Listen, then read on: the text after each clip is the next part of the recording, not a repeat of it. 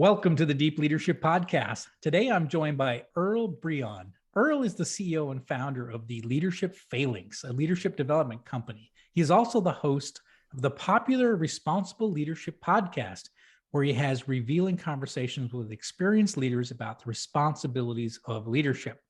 Earl is a United States Marine Corps veteran with over 25 years of experience in coaching and leadership development. And I am excited to get him on the show to learn from his unique perspective. So Earl, welcome to the show. John, brother, it's a pleasure. I'm happy to be here. Yeah, man, it's great to be here. I was on your show and now you're on my show and I'm excited about this. And first thing I want to do is just, talk a little bit about your background. You started your career as a Marine. Where did you develop your passion for both leadership and history? Because history is going to play a part in this discussion. So where did you develop those passions? Yeah, so leadership goes back a little bit before joining the Marine Corps. I was working, I grew up in Northeast Tennessee, and I was working in it was a tomato processing shed. The migrant workers would come pick the fields, and we would process them, right? And for whatever reason, the guy who ran the place saw something in me as a 15-year-old, and he puts me in charge of this thing called the box loft, which we made all the boxes the tomatoes went into. And all of a sudden, I'm in charge. I'm using air quotes here. I'm in charge of people who are in their early to mid 30s, and like I said, I'm 15. And being 15, you don't get to go up and just like start bossing and pushing around people twice your age. So I had to learn these ways to kind of connect with them and motivate them. And I didn't know at the time that was what leadership was, but it was what I had to do to get them turned around and bought in. And by developing those skills, we ended up having some of the lowest shutdown rates and all that good stuff that the box loft had ever had. Going into the Marines, they teach us those 11 leadership principles. And I was like, hey, this makes sense. And then the history piece, again, that's one of the things, and I'm sure they did it with you folks in the Navy as well, but they just really pound in Marine Corps history. And the purpose behind that was, if you understand somebody has already been through what you're going through, you know that you can get through it. Somebody's done it. That's the path. And I sat there and I was like, okay, this applies to my military career, but there's got to be more about this. And everywhere I look in history, there's nothing that we're facing today that somebody hasn't already faced. So history gives us a blueprint. Yeah. No, that's great. And one of the things I like about your work is that you use history in your lessons, and we'll talk about that. But I think it's a really, really important point.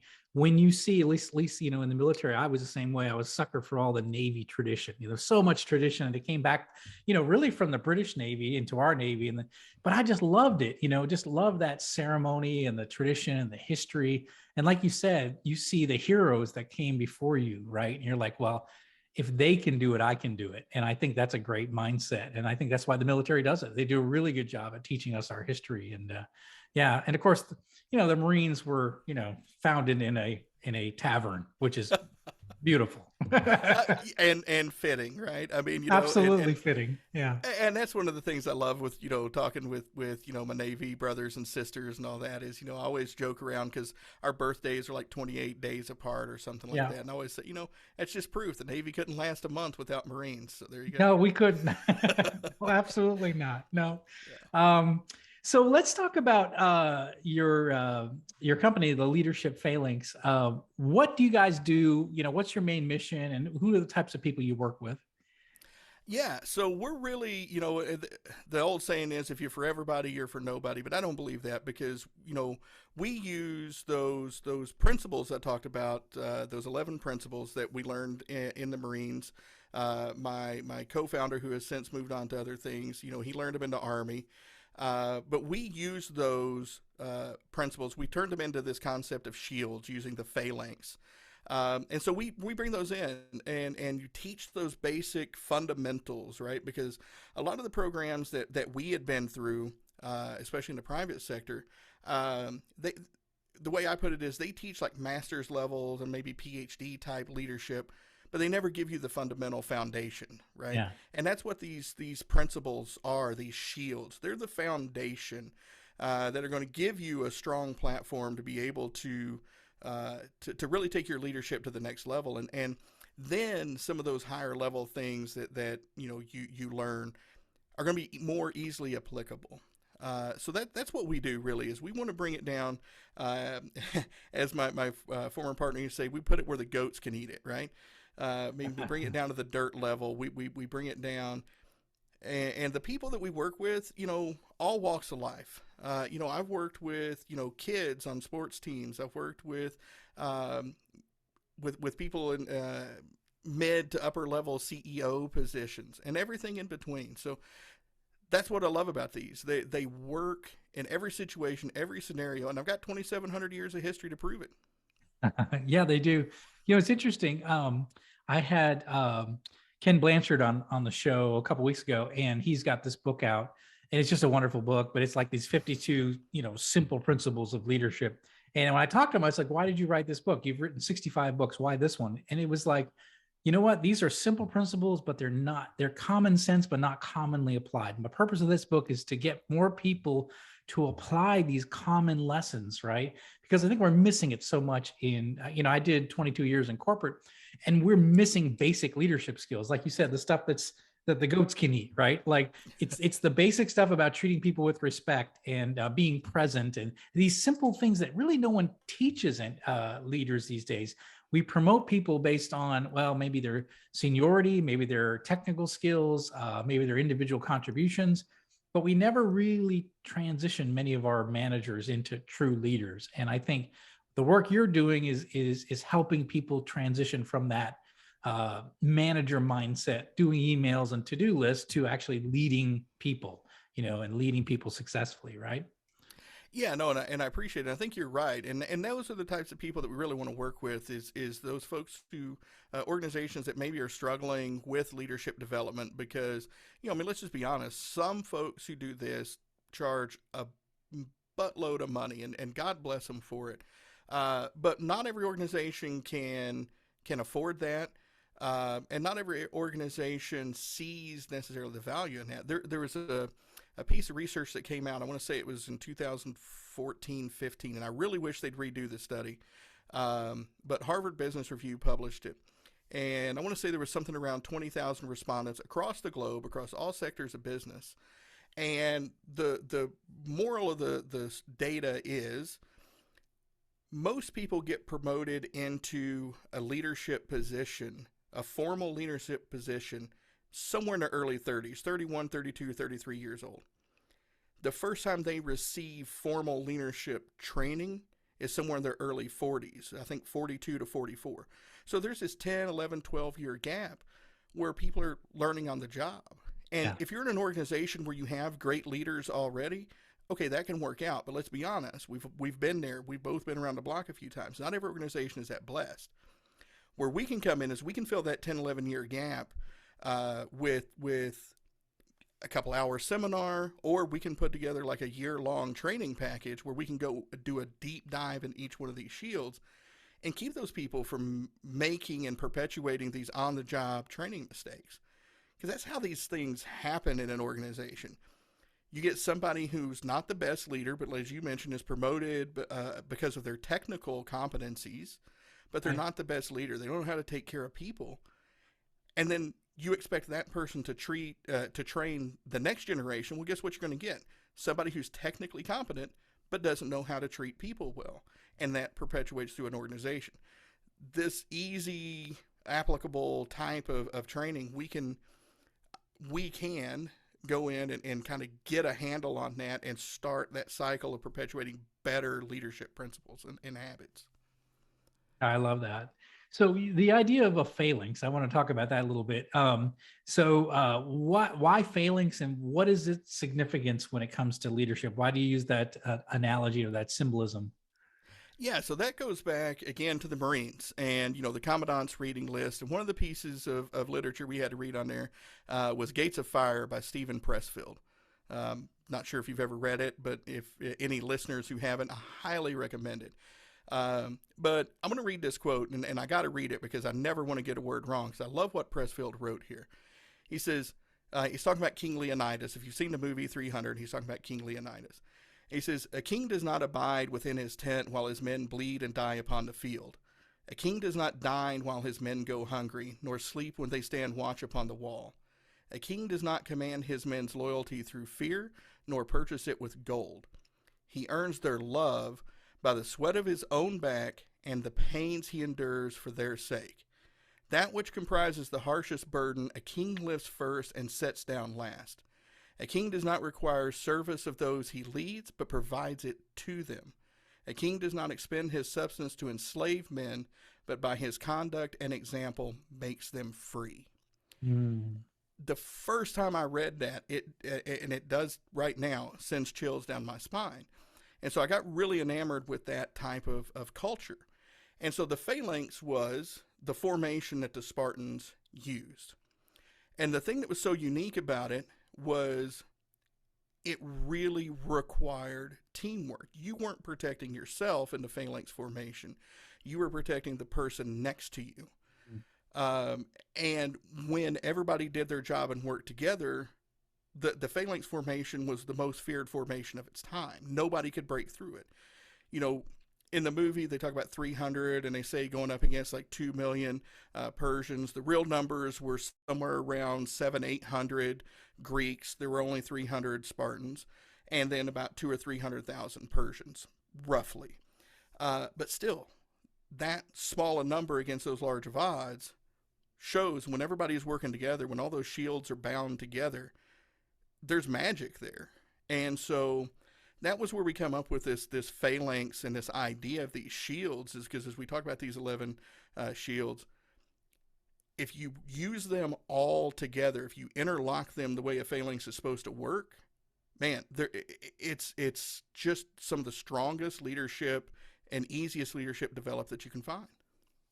Interesting. Interesting. As you were talking about that, I was thinking about, my military career, which was on a submarine, and there was this thing that we had, which is really unique in the military. There was this shared responsibility and vulnerabilities, right? If one person didn't do their job, we could all perish, and we wouldn't complete the mission, right?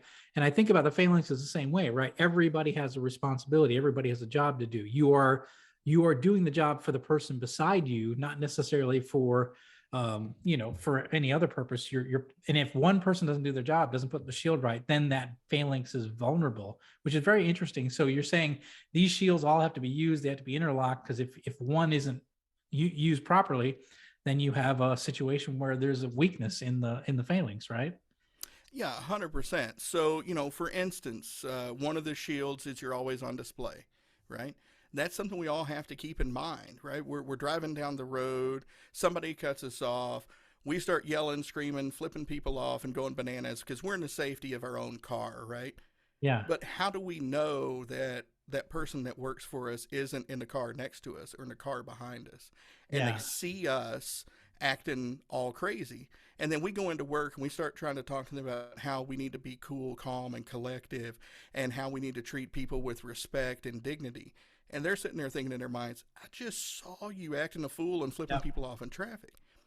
And if you don't remember that you're always on display, that people are always watching, then Yep. you can't talk to them about introspection and improvement because they know that you're being disingenuous right off the bat. Yeah, absolutely. I had a guest on my show, Marjorie K. Eastman. She's a combat veteran and she's running for U.S. Senate now. And she said something that really stood out to me. She said, light is not heard, it's seen. And when it comes to our leadership, it's the same thing. People will see us more than they will listen to our words. So they're looking for consistency. Like you said, are you consistent with the things that you say and your actions? Because you're on stage 24/7, right? And everyone's watching you. They see when you come in, they see when you leave, they see when you're late to a meeting, they see where you spend your hours. Are you behind a closed door? Or are you out and where your people are? And so, yeah, I love that first shield that you talk about, is that we're being watched at all times, and our leadership, our influence is our actions, right? Not necessarily our words. In fact, our actions speak louder than our words, which is what Marjorie was trying to say, is that they see the light, they don't hear it. And I think that's really an important aspect of it. So you talk about there's these 11 shields of leadership as part of the phalanx, and these are all interlocking and critical for leadership. Now, are these, when you do the training and you go through all these 11, is that typically what you do, is you walk leaders through these 11 and their, the importance of each of them? Right, exactly, and it depends again on their needs. Like if we're going into if I'm going into an organization and we're doing small team training and they only need a couple hours, we'll do a quick crash course on each one of them. If we want to do a longer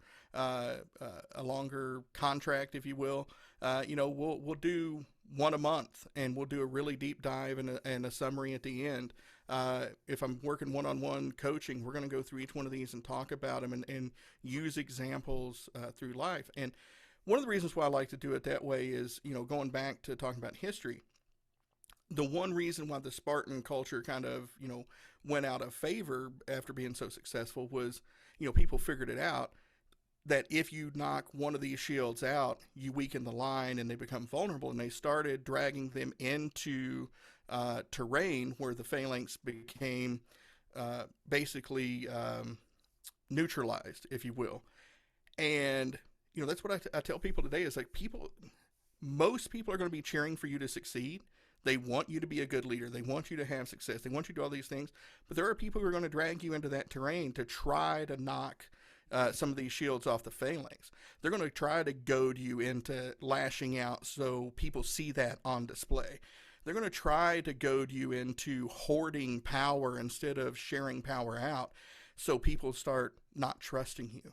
And so you got to be on guard for that too, because as strong as they are, if you're not watching out, people can use this strength against you, and you got to be on guard for that. Yeah. Oh, yeah. Definitely. I definitely saw that in my corporate career where, we were trying to do things the right way, and then people would say, "Well, you can't do that. You have to do it this way." Like for example, one thing I used to do is I used to do a lot of like just little rewards here and there. Walmart gift cards, things like that. When things got done, we achieved some important milestones, things like that. But I used to do a lot of giveaways, a lot of things, and then HR corporate found out about it. Like, oh, this is all taxable events. You have to we have to make that part of their salary and taxable, and it has to go through us. And at the end of the day, it wasn't as effective as what these little rewards and little things we were doing to reinforce positive behaviors. And it was like that shield got taken away from me. The one thing that I was doing that was really good, they took it away from me. And it's like, all right, I'm going to keep going, but it's harder when they take away your shields. And I think part of the reason I'm an entrepreneur is that corporate, in a way, sometimes will not honor some of those good ways to lead. And I think that's where I suffered, at least in my corporate career, is I got frustrated with too many of my shields being taken away from me. So Yeah, well, no, and that's a good point there, right? So, like, if I'm coaching somebody and they come to me with that, then we're going to have a conversation about flanking, and I'm sure you guys talked about flanking on subs, right? But I go back to again history. One of Sun Tzu's things was Sun Tzu says, as a general rule, never attack a heavily fortified position.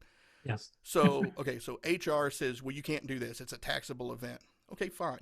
What can you do? Right? Yeah. We're not going to attack that position. It's too heavily fortified. HR knows their stuff, and they're probably right. There's IRS rules. We can't attack that position.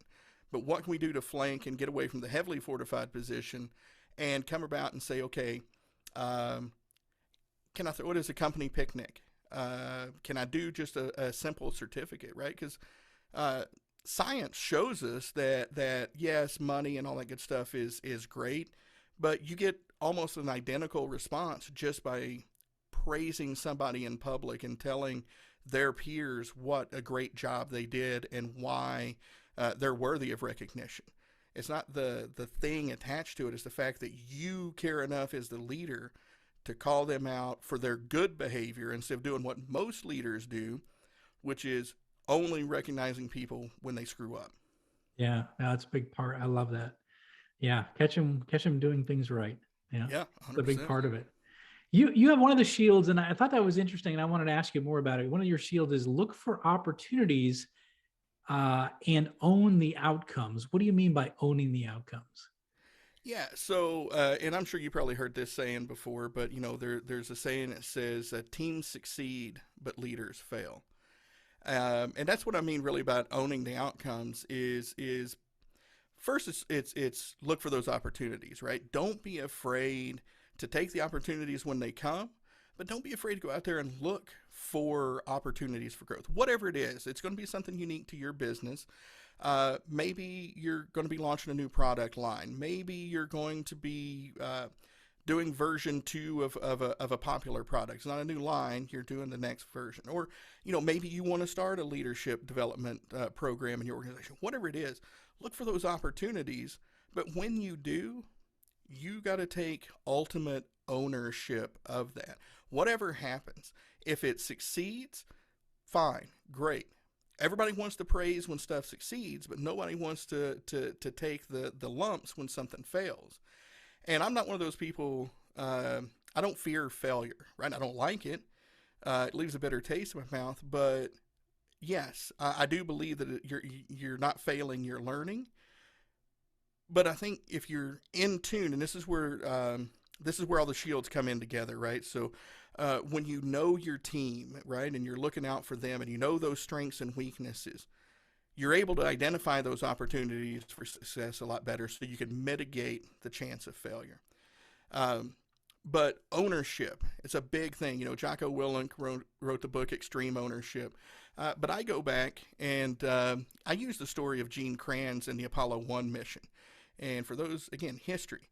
For those of you who know the Apollo 1 mission, the astronauts burn up on the pad. The capsule had a malfunction. There was a spark. The oxygen burnt them up. All three of them died. But Gene Kranz, he had looked for this opportunity to lead NASA to the moon, right?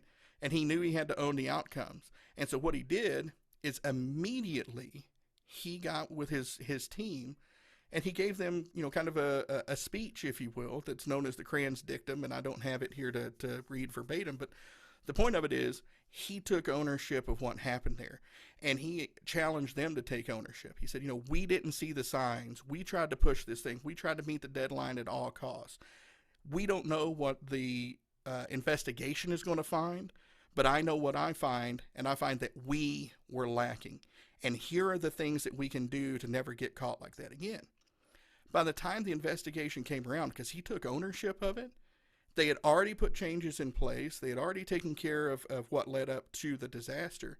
And there was nothing for the investigation to do at that point. There was nobody to call on the carpet. They'd already taken responsibility. And it, in all honesty, probably saved Kranz's job. And so fast forward to Apollo 13, if he doesn't handle that situation through ownership of the situation, he's probably not sitting there in mission control when Apollo 13 happens. And we don't know how that disaster goes from there. We know it ended up great now. But if he's not there with those leadership skills and able to take ownership and built that trust over those years, do those astronauts make it home? I don't know. Yeah, that's a great point. I think you hit the nail on the head with ownership. I think too many times we have bosses that only care about their career. Anything bad happens, they point the blame to their people. Anything good happens, they take full credit. When they're quick to throw people under the bus when anything bad happens. They don't want any negative light shining on their career, and everybody knows that, right? When you work for a person like this, everybody knows it, and that boss doesn't have your back when things go wrong, right? And so you're less willing to take chances. You're less willing to risk you sticking your neck out because your boss won't protect you. And in the case of NASA, in the case of that story, you knew you had a boss that was going to take responsibility, and he was going to take ownership, and he realizes that when there's a failure, it's my responsibility as the leader. And I think too many people try to pass off that responsibility to their people. So yeah, that's a super important lesson. And I'm really glad you brought that up, because I think that's a big part of leadership is taking ownership, good or bad. You take responsibility, and you never can delegate responsibility as a leader. I think that's really important. Yeah, and I'll tell you, I've had people push back on that. It's not my fault. Johnny did this. Okay, Yeah, well, look, you put Johnny on the team. that's it. Okay, Yes. Yeah. you failed at assessing Johnny's capabilities, or you didn't give Johnny the support that he needed. You still failed in that situation. It's still your fault. Yeah, absolutely. That's exactly right. Yep. Mm. Um, I wanted to ask you one thing on this. You mentioned cognitive diversity. What is that, and why is it so valuable? I do like the idea of diversity, but I'm curious about cognitive diversity. Yeah, so cognitive diversity is, I mean, as it sounds, it's diversity of thought. It's really intentionally going out and seeking people that think differently from you, to innovate, solve problems. We think about diversity in some of those traditional dimensions, but we never really, most organizations never really think about the cognitive piece, right? And yes, it's important to go out and have a diverse, along those traditional dimensions, a diverse workforce. But you can have a diverse workforce where everybody is thinking together, thinks the same way, comes from generally the same background. That can happen, but you meet those demographic pieces, right? Cognitive diversity is looking for people that think different. There's a lot of great examples out there. As a submariner guy, you probably have heard the story of the USS Scorpion, I would imagine, right? Oh yeah. Yeah. So, that was a case of finding that submarine was a case of cognitive diversity. And there's a whole long story I can go in behind that. But uh, people, people who had never set foot on a search grid were able to find the submarine that went missing in the middle of the North Atlantic Ocean within 200 feet, Mm. right? And the Navy had spent months looking for this submarine, but they finally decided to listen to these folks, and using cognitive diversity, they were able to get within 200 feet. So that's what it is. I mean, there's a lot behind it. There's a great Professor Scott Page out of the University of Michigan. He has mathematically proven that there is no point where cognitive diversity becomes detrimental. You will always find better solutions and better answers by bringing in more people that think differently than you do. And that sounds counterintuitive to a lot of people. Like, well, you're going to get bogged down with crosstalk and all that. And I teach a method of kind of mitigating that. But yeah, that's what cognitive diversity is, and it's the most powerful type of diversity, in my opinion, because it's always going to get you to a better solution, whatever the problem is you're trying to solve. Yeah, that's great. Love that, because that's something I truly believe in too. I mean, when I've looked at leadership teams in the past, I want the people that came up through the ranks, but I also want people from the outside that came from different companies and had different ways of looking at it. Because when you bring that together, and the other thing is a mixture of older, more experienced employees and then younger, because when you mix that all up, you get this amazing. Not everybody's thinking the same way. You get this amazing insight, right? And the other thing I always talk about is make sure you capture the ideas from the quietest person in the room, because those people are thinking while other people are talking. And if you can try to catch that, man, it's magic. And when you have all that diversity of thought, different backgrounds, opinions, different experiences, man, when you put that together, it's wild. In the military, right? In the Marine Corps, you were dealing with people from every walk of life, right? Every part of the country, every race, every ethnicity, every religious background, every accent. I know your accent's a little different than mine, but yeah, we all came together and we accomplished a mission. These really important missions, and we kept each other safe. And I think that is really important in business as well too. So I'm glad you brought that up, and it's a really important point. Yeah, and you're dead straight right there, because I grew up Northeast Tennessee. The first person I met that wasn't raised a Southern Baptist was my rack mate in boot camp, Verk, and he was Muslim, and I had to stay with him while he did his daily prayers. Yeah, And so, fast forward to September 11th, and people start talking about, Muslims are terrorists. I'm like, no, you're not going to yeah, convince me that my buddy is a terrorist. I don't want yeah, to hear that. And yeah, and that's it, right? Is I was able to have, when that would come up, I was able to have those conversations with folks who didn't have that experience. yeah, But no, you're wrong. We got plenty of patriotic Muslims in the U.S. who are fighting for us, for our freedom. So no, yeah. that's not true. Yeah, I love it. That's a great part about the military that people don't recognize, is some of the things that we were exposed to that gave us a different look about diversity than other people might do. So when you're locked in a metal tube for 3 months with people from every walk of life, you're going to learn how to get along, and these become your buddies. They're truly the people you care deeply about. Well, And and like I said when you were on my show, like you guys who volunteer to get locked in that metal tube for 3 months, you're a special kind already. So absolutely. yeah, we're a bit unique, that's for sure. I was actually just reading a story about a submarine crew that flew a kite. They submerged a ship. They launched a kite. Somehow they built a homemade kite. They launched this kite. They flew it and they submerged the boat, and they saw they just to see how long they could fly this kite for no other reason, just for pure entertainment. And when I read the story, I was like, that's a submariner for you. We'll just do that just for fun. Yeah, never mind the fact that it kind of gives everybody an idea where you're at, right? Doesn't make any sense, but he's like, let's see if we can do it and how long we can Yeah. do it for. But So yeah, go ahead. Sorry. no, I was going to say, yeah, no, but there you go. That's cognitive diversity, right? The Yeah. group thought of that and how to make it work. Yeah, exactly. I love it. So tell us about the responsible leadership podcast. What is the purpose of your show? I know you've been doing it for a couple of years now, and you've got like 170 episodes. It's wonderful. I'm so glad I was be able to come on your show. What are the type of guests you have? What are the kind of discussions that you typically have on your show?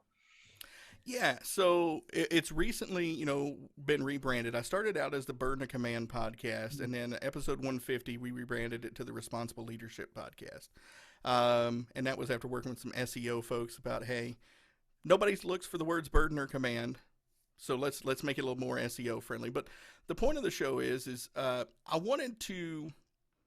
I started hearing a lot of the military leadership being used in the private sector, and a lot of jargon being kicked around, and command and burden of command was when I started hearing. And just on a whim one day, I asked somebody, I said, okay, what does burden of command mean to you?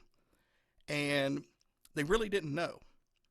And they thought about it for a little bit, and they came back with an answer. And I'm sitting there thinking, like, okay, I'm just curious what people think about the burden of command who have maybe been in the military, but maybe not. So I've had a lot of guests on my show from all walks of life, and I started them all off with that same question. It started out as, what does the burden of command mean to you? And now I ask them, what does responsible leadership look like to you? Generally the same question, just a slightly different wording. But that's it, right? Because I want people to really kind of think about all of those burdens that come with leadership. A lot of people think about the fancy car, the nice gym memberships, whatever the perks are of your organization.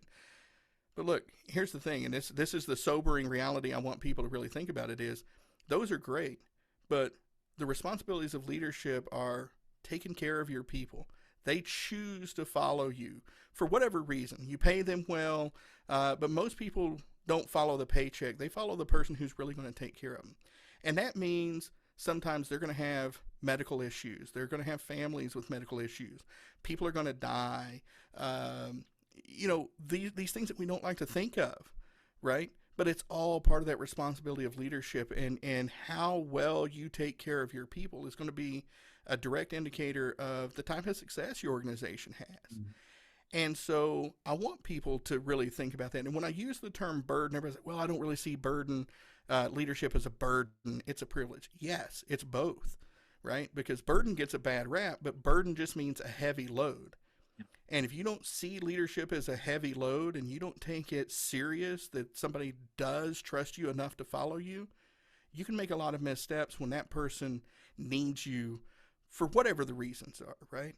And so that's why I really started the podcast, is to get people to thinking about that other side of leadership, about the fact that your leadership has an impact not only on the people that work in your organization, but how they treat their family when they go home, how they treat the people they interact with out in public, and just really start thinking about how can you take care and nurture and foster the people who have chose to follow you.